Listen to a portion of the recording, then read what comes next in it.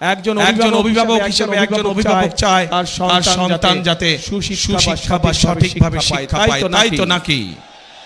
একজন অভিভাবক চায় তার সন্তান সেই শিক্ষা পাক যেই শিক্ষার পরে যেই শিক্ষা শেষ হলে পরে সন্তান কর্মসংস্থানের ব্যবস্থা করতে পারবে, বেকার থাকবে না। প্রিয় ভাই বোনেরা, তরুণরা, যুবকরা কি চায়? তারা চায় কর্মসংস্থানের ব্যবস্থা। দেশে মিল ফ্যাক্টরি হবে, ব্যবসা বাণিজ্য হবে, যাতে করে তারা সুন্দরভাবে নিরাপদে ব্যবসা বাণিজ্য বা চাকরি বাকরি করতে পারবে। মানুষ অসুস্থ হতেই পারে, ওটাই স্বাভাবিক, কিন্তু অসুস্থ হলে যাতে করে তারা সময় মতন চিকিৎসা সুবিধা পায়। মানুষের মৌলিক চাহিদার মধ্যে এগুলোই কম বেশি মৌলিক চাহিদা।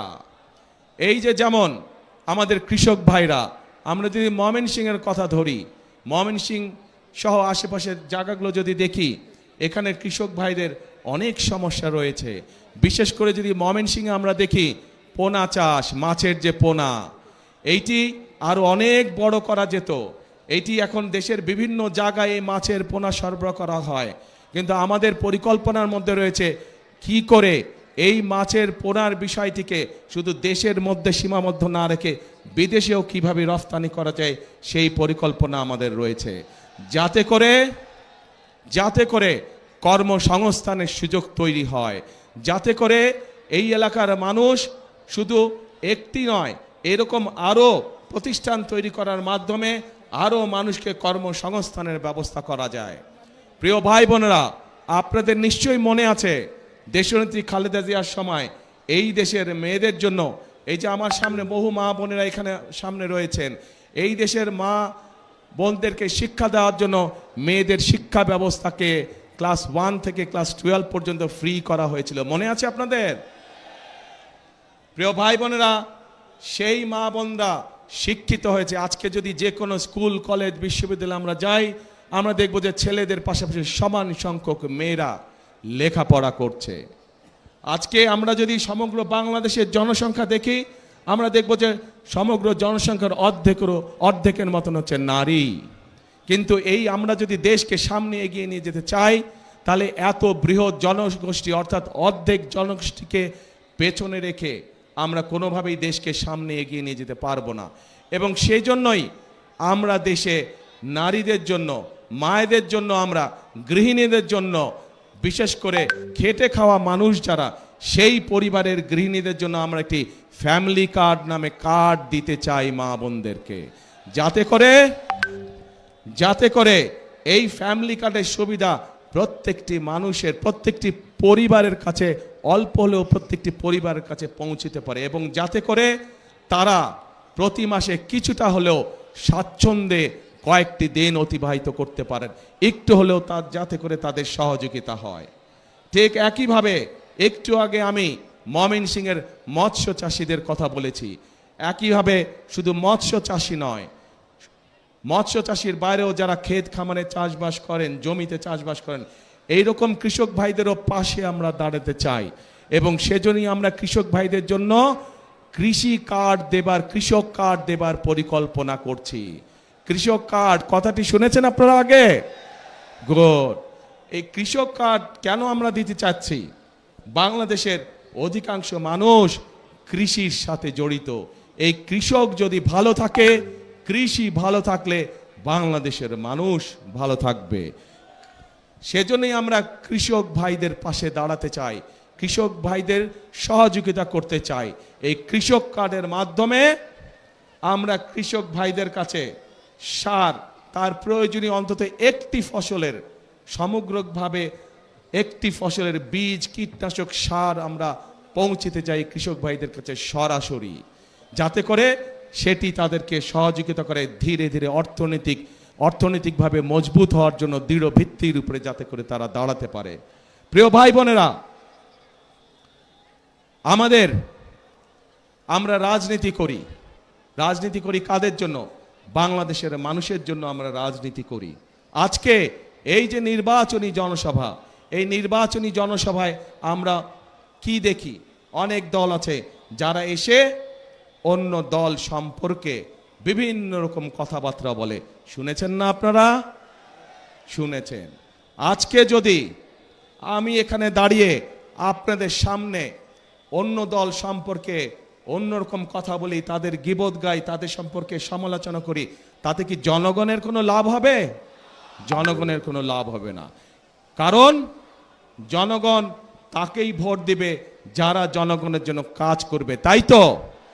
এবং জনগণের জন্য যদি কাজ করতে হয় তাহলে অবশ্যই একটি রাজনৈতিক দলের পরিকল্পনা থাকতে হবে কিভাবে দেশ পরিচালনা করবে, কিভাবে কি কি কাজ করবে জনগণের জন্য, সেই পরিকল্পনাগুলো থাকতে হবে। প্রিয় ভাই বোনেরা, বিএনপি বাংলাদেশ জাতীয়তাবাদী দল হচ্ছে সেই রকম একটি দল যাদের পরিকল্পনা রয়েছে আগামী দিনে দেশকে কিভাবে পরিচালনা করবে। কারণ এই দলটিরই অতীত অভিজ্ঞতা রয়েছে কিভাবে দেশে খাদ্য উৎপাদন দ্বিগুণ করতে হয়। কারণ বিএনপি নামক দলটিরই অভিজ্ঞতা রয়েছে কিভাবে জেলায় জেলায়, উপজেলায়, গ্রাম পর্যায়ে, ইউনিয়নে রাস্তাঘাট নির্মাণ করতে হয়। কারণ বিএনপি নামক দলটিরই অভিজ্ঞতা রয়েছে কিভাবে শিক্ষার আলো এদেশের সন্তানদের কাছে পৌঁছে দিতে হয়। কারণ বিএনপি নামক দলটিরই অভিজ্ঞতা রয়েছে কিভাবে বাংলাদেশের মানুষকে নিরাপদ রাখতে হয়, আইন শৃঙ্খলা পরিস্থিতিকে কঠোর হাতে নিয়ন্ত্রণ করতে হয়। কারণ বিএনপি নামক দলটিরই অভিজ্ঞতা রয়েছে কিভাবে দুর্নীতির লাগাম টেনে ধরতে হয়।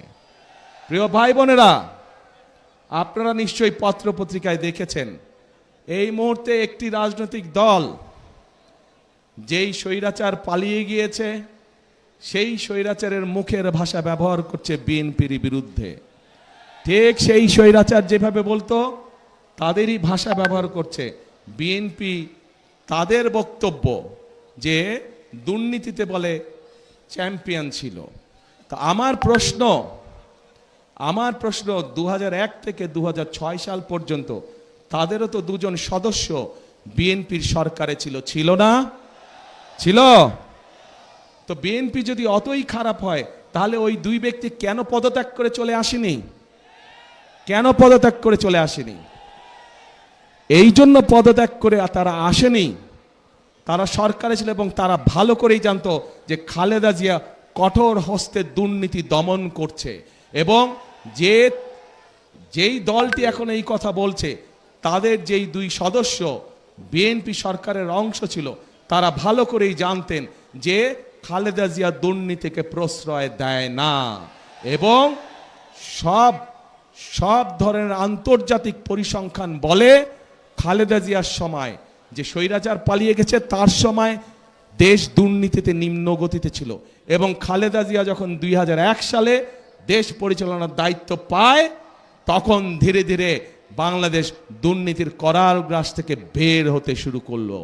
এবং যেই দল এই কথা বিএনপিকে এইভাবে দোষারোপ করে তাদের দুই সদস্যের প্রথম দিন থেকে শেষ দিন পর্যন্ত সরকারে থাকাই প্রমাণ করে যে নিজেরাই নিজেদের মানুষ সম্পর্কে কত বড় মিথ্যে কথা তারা বলছে। প্রিয় ভাই বোনেরা, আমরা চাই নেত্রকোনা সহ শেরপুর সহ বিভিন্ন জায়গায় মাদক সমস্যা রয়েছে। আমরা এই মাদক সমস্যার সমাধান করতে চাই, কিন্তু মাদক সমস্যার সমাধান করতে হলে কিভাবে করবেন? আপনি কিভাবে করবেন? মাদক সমস্যার সমাধানের একটি কঠিন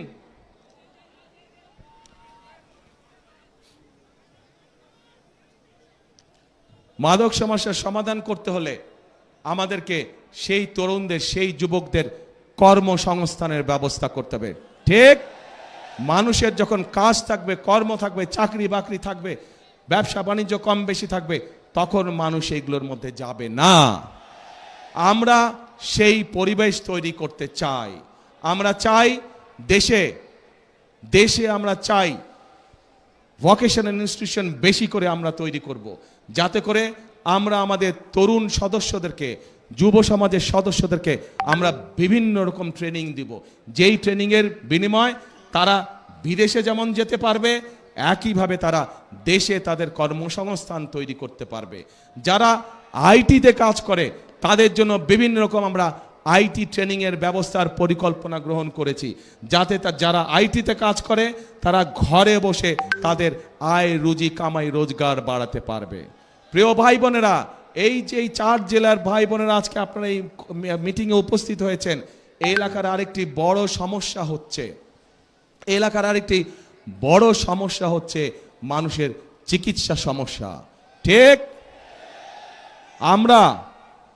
আমরা ময়মনসিংহ সহ আশেপাশের জেলাগুলোতে যেই 4 জেলার ভাই বোনেরা আজকে উপস্থিত হয়েছেন, এখানে যেরকম আমরা জেলা হসপিটালগুলোকে আরো বড় করতে চাই, একইভাবে আমরা হেলথ কেয়ারের অ্যাপয়েন্ট করতে চাই। হেলথ কেয়ারের, আপনারা পল্লী চিকিৎসকের কথা শুনেছেন? পল্লী চিকিৎসক শহীদ জিয়ার সময় ছিল, যারা গ্রামে গ্রামে ঘরে ঘরে মানুষকে গিয়ে চিকিৎসা দিত, ছোটখাটো রোগ বলে অসুখ বিসুখ তারা সেখানে চিকিৎসা দিত। আমরা ঠিক একইভাবে বিশেষ করে যে মা বোনেরা আছেন তাদের চিকিৎসার অনেক সমস্যা হয়, শিশুরা এবং মা বোনদের অনেক সময় তারা হাসপাতালে যেতে পারে না। আমরা চাই এই মা বোনদেরকে সুচিকিৎসা দেওয়ার জন্য, আমরা চাই মা বোনেরা সহ শিশুরা যেন ঘরে বসে চিকিৎসা পেতে পারে, ছোটখাটো অসুখ বিসুখের চিকিৎসা যাতে তারা সেই সেবা যাতে, সেই জন্যই আমরা চিকিৎসা ব্যবস্থাকে উন্নত করতে চাই। চিকিৎসা ব্যবস্থা আমরা হেলথ কেয়ারার নিযুক্ত করার মাধ্যমে চিকিৎসা ব্যবস্থা আমরা তাদের ঘরে ঘরে পৌঁছে দিতে চাই। প্রিয় ভাই বোনেরা, এই ময়মনসিংহ জেলা একটি অন্যতম কৃষি প্রধান এলাকা। আমাদের এখানে একসময় অনেক খাল বিল ছিল না আগে? এই খাল বিলগুলো সব ভরাট হয়ে গিয়েছে। এই খালগুলোকে আমরা পুনর্খনন করতে চাই, এই খালগুলোকে আমরা পুনর্খনন করতে চাই। আবার এখন এই খাল পুনর্খনন করার জন্য কে কে কোদাল হাতে নেবেন? সারা জেলায় খাল পুনর্খনন কে কে কোদাল হাতে নেবেন? আমি কিন্তু থাকবো সেদিন আপনাদের সাথে, ঠিক তো? ইনশাআল্লাহ। তাহলে আমরা খাল খনন করব। তো এখন প্রিয় ভাই বোনেরা, এই যে সংক্ষেপে আপনাদের সামনে আমি কতগুলো কথা বললাম, আপনারা কি মনে করেন যদি এই কাজগুলো করতে আমরা কম বেশি সক্ষম হই, ইনশাল্লাহ 12 তারিখে আপনারা ধানের শীষকে ভোট দিয়ে জয়যুক্ত করলে, ইনশাল্লাহ 12 তারিখে বিএনপি সরকার গঠন করলে, এই যে যেই কথাগুলো আপনাদের বললাম, ফ্যামিলি কার্ডের কথা বললাম, কৃষক কার্ডের কথা বললাম, স্বাস্থ্যের কথা বললাম, শিক্ষার কথা বললাম, তরুণ বেকারদের মাদক সমস্যা দূর করার জন্য কর্মসংস্থান ব্যবস্থার কথা বললাম, এই কাজগুলো যদি করা হয়, আপনারা কি মনে করেন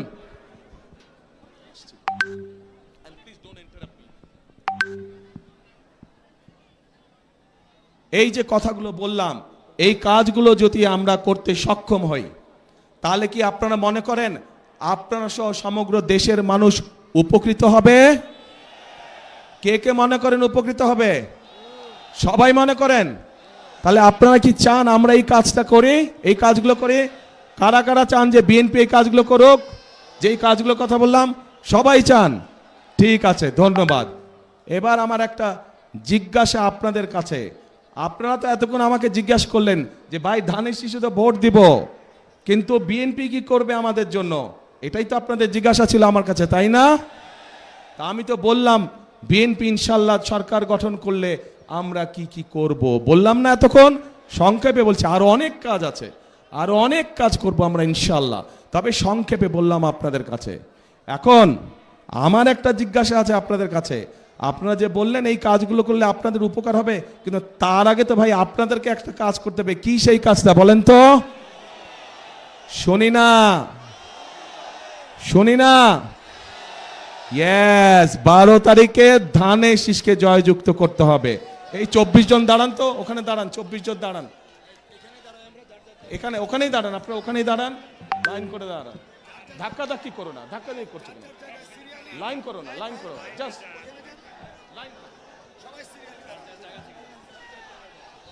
এই যে আপনাদের সামনে 24 জন ব্যক্তি দাঁড়িয়েছে, 24 জন মানুষ দাঁড়িয়েছে, প্রত্যেকের হাতে দেখেন ধানের শীষ, দেখছেন? চেনেন এই 24 জনকে? এই 24 জনকে দায়িত্ব দিয়ে গেলাম এই 4 জেলার উন্নয়ন করার জন্য। তাদের হাতে ধানের শীষ দিয়ে তাদেরকে আমি দায়িত্ব দিয়েছি। এখন আপনারা আপনাদের দায়িত্ব বুঝে নিতে হবে তাদের কাছ থেকে। পারবেন? তাহলে 12 তারিখে পরিকল্পনা কি আপনাদের? ধানের শীষে ভোট দিতে হবে। বসেন নেতৃবৃন্দ, এরা সবাই হচ্ছে ধানের শীষের লোক। এদেরকে জিতিয়ে আনতে পারলে আমরা ওই কাজগুলো সব করতে পারবো। জিতিয়ে আনতে পারলে আমরা ওই কাজগুলো সব করতে পারবো। কিন্তু এদেরকে জিতাতে হলে আপনাদেরকে এগিয়ে আসতে হবে। আপনারা এগিয়ে আসলে ধানের শীষ জিতবে। আপনারা এগিয়ে আসলে ধানের শীষের পরিকল্পনাগুলো সব জনগণের জন্য বাস্তবায়িত হবে, দেশের মানুষের জন্য বাস্তবায়িত হবে। প্রিয় ভাই বোনেরা, আরেকটি পরিকল্পনার কথা আপনাদেরকে বলতে চাই। নারীদের কথা বলেছি, কৃষকদের কথা বলেছি, শিশুদের কথা বলেছি, তরুণদের কথা বলেছি, যুবকদের কথা বলেছি। আরেক শ্রেণীর মানুষ আছে আমাদের সমাজে, যেই মানুষগুলো আমাদের জন্ম থেকে মৃত্যু পর্যন্ত আমাদের সাথে থাকেন। তারা সম্মানী মানুষ। তারা জীবনের বিভিন্ন সময় আমরা যখন বিভিন্ন মুসিবতে পড়ি সেই সময় তারা আমাদেরকে পরামর্শ দিয়ে থাকেন। সেই মানুষগুলো কারা? সেই মানুষগুলো হচ্ছে আমাদের বিভিন্ন মসজিদ, বিভিন্ন মাদ্রাসার ইমাম সাহেবরা, খতিব সাহেবরা, মুয়াজ্জিম সাহেবরা।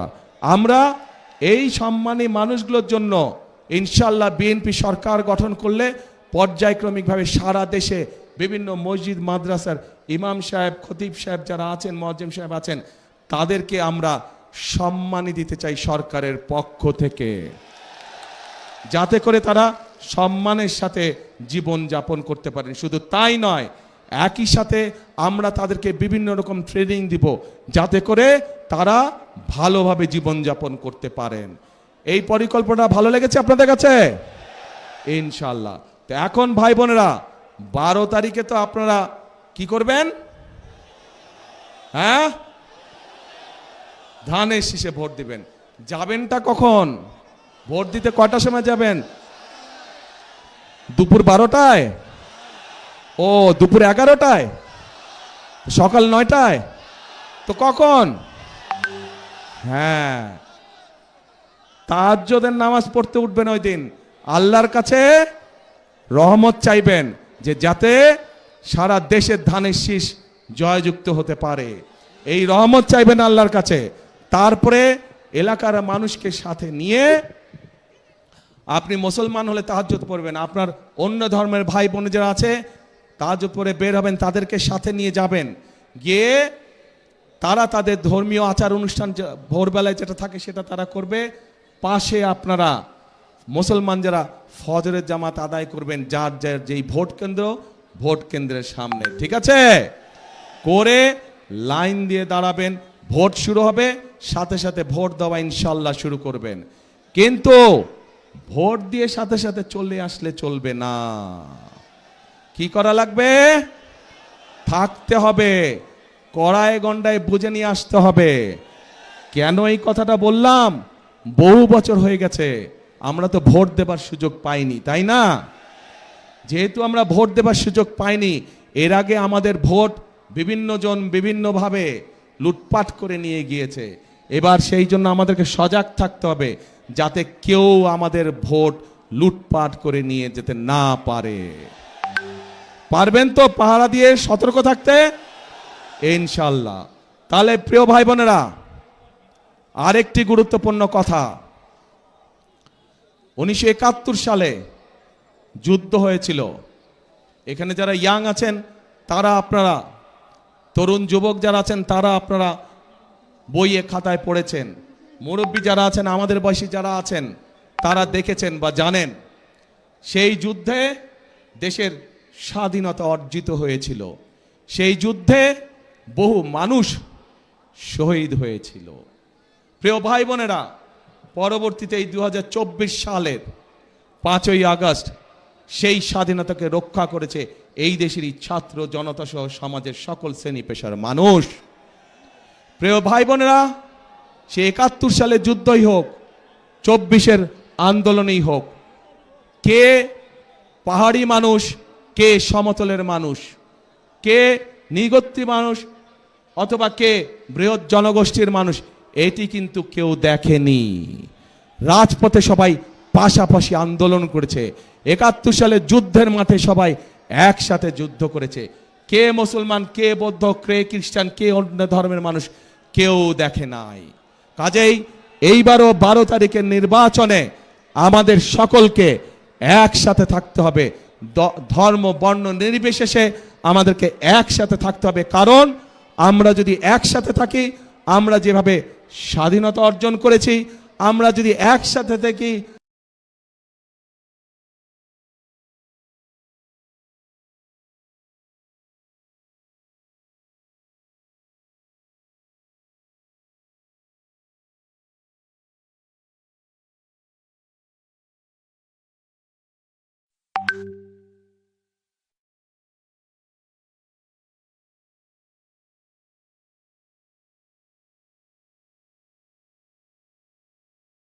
বাংলাদেশ। আবার বলে করব কাজ সবার আগে বাংলাদেশ। প্রিয় ভাই বোনেরা, মনে রাখতে হবে, আমরা ঐক্যবদ্ধ থাকলেই বাংলাদেশ এগিয়ে যাবে। আমরা ঐক্যবদ্ধ থাকলেই আমাদের প্রত্যাশিত বাংলাদেশ গড়ে তুলতে পারবো। আমরা ঐক্যবদ্ধ থাকলেই জনগণের শাসন কায়েম করা সম্ভব হবে। আমরা ঐক্যবদ্ধ থাকলেই জনগণের প্রতি জবাবদিহিতা নিশ্চিত করা সম্ভব হবে। কাজে আসুন, আমাদের আজকের এই নির্বাচনী জনসভার শপথ হোক, আমরা এই বাংলাদেশকে জনগণের বাংলাদেশে পরিণত করব। আমরা এই বাংলাদেশকে জনগণের কাঙ্ক্ষিত বাংলাদেশে রূপান্তরিত করব। শেষ কথার এক কথা, করব কাজ, গর্ব দেশ, সবার আগে বাংলাদেশ। আল্লাহ হাফেজ। বাংলাদেশ জিন্দাবাদ, বাংলাদেশ জাতীয়তাবাদী জিন্দাবাদ। আপনাদের সাথে আবার 12 তারিখের পরে দেখা হবে। কোথায় দেখা হবে? খাল খনন কর্মসূচিতে দেখা হবে। খাল খনন কর্মসূচি, সবাইকে কোদাল নিয়ে আসতে হবে। পারবেন ইনশাআল্লাহ। আল্লাহ হাফেজ, আল্লাহ হাফেজ।